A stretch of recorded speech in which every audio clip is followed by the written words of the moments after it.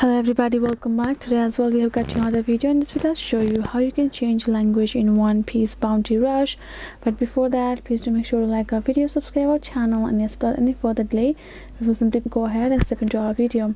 So for the matter, what you will have to do is, the first thing I would like to show is we're gonna go to our browser and go ahead, type in One Piece Bounty Rush help, or aka the support section. So if we go to this one, you can see One Piece Bounty Rush about support requests. So the thing is, you actually do not have a way for you to change your language, because if you go and here in the support form, the first thing that you can do is you can go ahead, ask them, and even if you access a particular game inside, even in the settings section, you will not find an language option because they actually do not have that preference. So even if you go to the support section, try to contact them, you won't be able to have a like keyword. So even if you go here and type in language, and if you search it, we do not have even in a single article regarding this, because they do not offer that particular service to be changed or to be used.